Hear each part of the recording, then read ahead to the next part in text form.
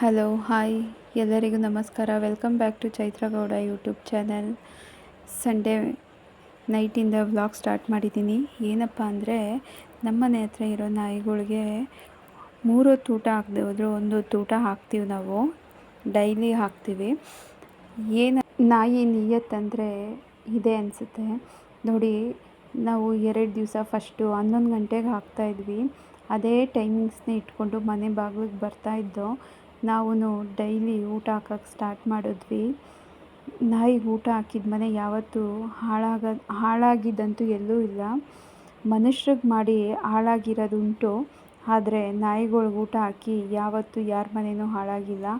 ಅದಕ್ಕೆ ಹೇಳ್ತೀನಿ, ನಿಮ್ಮ ಮನೆಗಳ ಹತ್ರ ಇರೋ ನಾಯಿಗಳ್ಗೆ ನಿಮ್ಮ ಮನೇಲಿ ಮಿಕ್ಕಿರೋದನ್ನ ಹಾಕಿ, ನೀವೇನು ಮಾಡಿ ಹಾಕಿ ಅಂತ ಏನು ಇದು ಮಾಡಲ್ಲ.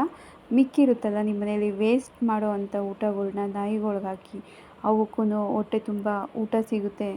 ಆವಾಗ ಆ ನಾಯಿಗಳು ನಿಮ್ಮ ಮನೆ ಹತ್ರನೇ ನಿಮ್ಮ ಮನೆ ಕಾಯ್ಕೊಂಡು ಇರ್ತವೆ. ಅದನ್ನು ನಾನು ಹೇಳೋಕ್ಕೆ ಇಷ್ಟಪಡ್ತೀನಿ.